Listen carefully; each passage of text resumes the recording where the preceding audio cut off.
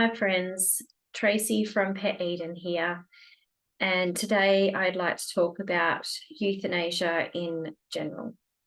So a lot of my colleagues and clients that I talk to would like their pets to just pass naturally, pass at home without any pain, any suffering, and that is the definition of euthanasia: is a good death. To eliminate pain and suffering. So we in a veterinary industry are very grateful that we are able to do this for our patients.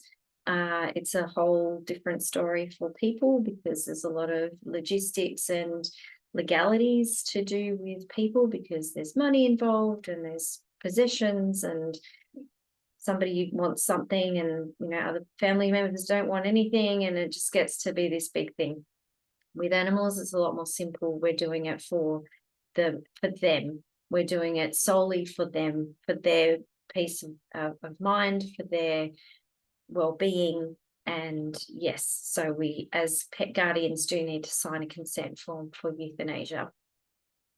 One thing that I ask my clients when they're making an appointment for euthanasia is, have you been through this before? And if it is your first time, then I can walk you through a few things of what to expect. If you have been through this before with previous pets, I ask, is there anything that you would have changed? So is there anything that you would have liked to have done pre the appointment or during the appointment? Did you have enough time after the appointment with your pet? So many different things. Like there's this weird thing that happens with time when we're in that room.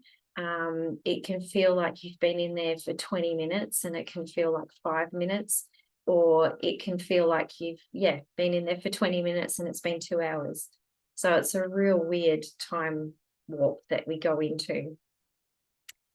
So things like and I've heard this before, that the vet seemed very cold and I want a caring vet to be the one to perform the euthanasia. That's definitely a valid thing that you want to change this time.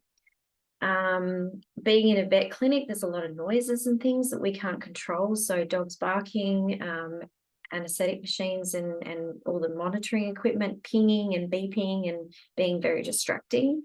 It can even be people in the background laughing and they don't know that you're in that room. So we want to eliminate all those distractions and noises if we can. So let your vet staff know that, if this was one of the experiences that you had, that you would prefer to have a different experience this time so you could be 100% present with your pet. Another thing that it sounds a little bit woo-woo, but it depends. Like there's so many different religions out there, so many different cultures, and I feel I have offered this to a few of my clients before. If they would like to take their pet home, then you're more than welcome to. We know that there's going to be bodily fluids and things like that, but if we can monitor those and maintain those, manage them, then I have no problem with sending an animal home to be with their family so that they can say goodbye to the other pets can say goodbye to them.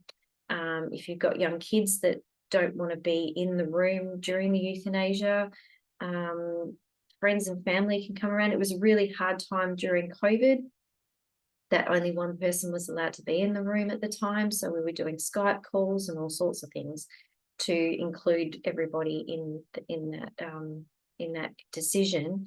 So I have no problem with sending an animal home, 24, 48 hours. We know that we can keep them cool. And, we can put little pads and things down so that they're not undignified. And then you can take them home and have those rituals and, ceremonies with them. I think there's nothing wrong with that at all. There's also the option for home euthanasia. So If you talk to your vet, and believe me, there is a vet crisis at the moment. We're very short-staffed. So your normal vet may not be able to go out to your house to perform the pet euthanasia. Please know, though, that there's some beautiful vets out there that solely do mobile services, and they'll be able to assist you in and talk to you about your wishes and what you would like. Would you like music playing? You know, you can pick flowers from the garden afterwards and have them placed on your pet. So definitely have a conversation with a home vet euthanasia expert, and yeah, the right fit for you and your family. They can come out, they can make it nice and beautiful for you.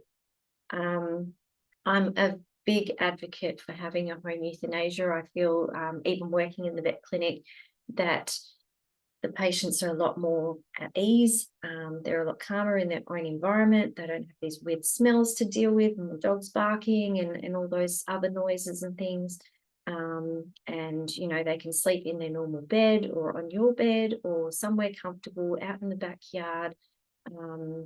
My boy Opie, we kind of went in between. We didn't have a home euthanasia, but we didn't have a vet visit euthanasia either. We actually said goodbye to him in his favorite park, and it was beautiful, and I couldn't have planned it any better, so if I say so myself. So we had a picnic rug down. We were under a beautiful tree. It was quite hot that day. It was the 23rd of December, just before Christmas. And so he was given a sedation, and then he was placed the catheter in his leg. And then I was holding him. I was able to sing to him. He had a belly full of chicken that day. He had a whole Coles chicken, bones and all. And my husband was there too, Opie's dad, and we got to say goodbye to him under a beautiful tree, and it was outside, and it was just lovely. So definitely think outside the box. If there's a favorite park that's nice and quiet, and you know, not running around with other dogs running around and being distracting, then maybe that's an option. I have done a euthanasia for a cat in a park. It was just one of those small little cul-de-sac areas, but yep, she was very well behaved. She didn't run off or scurry away. Poor little darling, she was very sick. But it was nice for the family to have that experience of, you know, being outside on the grass and being able to say goodbye to her in a beautiful way. So yeah, I would definitely advocate for getting as much information as you can before the appointment. Do a bucket list as well if you can. So I don't know if it's going to show up on the screen, but oh yes, there we go. Look, kind of. So we did some paw painting yeah, a couple of days before my boy left this earth. We also went through McDonald's and got a cheeseburger and some chicken nuggets, and I've got a video of that as well. We did so many different things, and I've spoken about bucket lists before. They're only limited by your imagination. There's so many different things that you can do. It's all about making memories with you and your pet.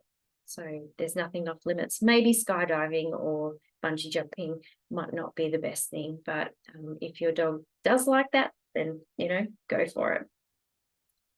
And just one other thing is, for those people that feel that they can't stay during the euthanasia, my heart does go out to you. There's obviously a lot of different reasons on why people don't stay, and I've seen it on Facebook, and it makes me really upset that people are called cowards or, you know, heartless because they can't stay. And I don't agree with that at all. I think it's an act of love to sign that form and to okay the vet team to euthanize a pet. It takes a lot of courage. So yeah, I don't think it's a cop-out at all. The reasons behind people not staying, and I've witnessed this myself, it may be a family member's dog or cat. They're in hospital, dementia, they've got something happening and they can't physically look after that pet anymore.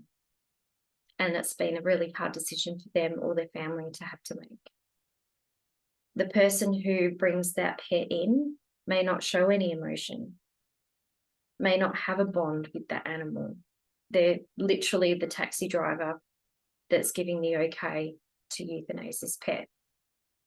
So I never judge or would make them feel bad for not feeling, oh, it's a really upsetting time, you should be crying.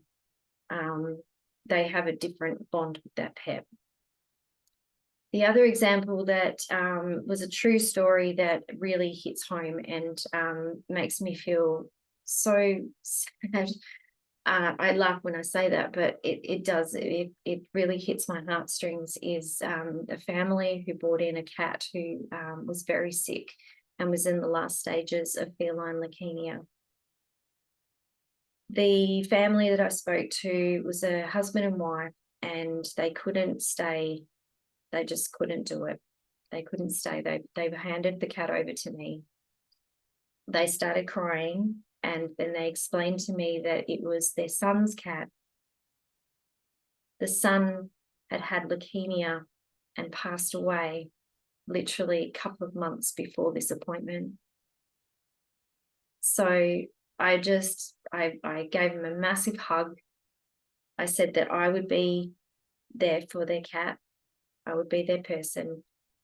And I held that promise, and I took the cat through, and we performed euthanasia, me holding the cat the whole way and talking to them and loving them. So yeah, you can never judge. They've already been through what they experienced, the worst of losing their son to the exact same disease as their cat. They've got the bond of it was the son's cat, and they're like reliving all that trauma all over again. So yeah, as vet nurses, as vet staff, we can never judge on what you're going through as a pet parent. And please know that if you can't physically stay, then we will take that on, and we will love them, for you.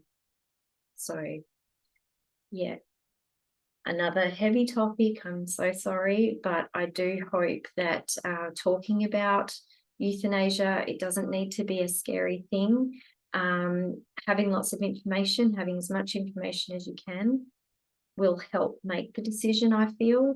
If you ever want to reach out and send me an email or pop a comment below, please do. And yeah, I wish you all the best love and light for you and your pets. I know it's a really hard thing to go through. Yes, so sending you lots of love from Tracy.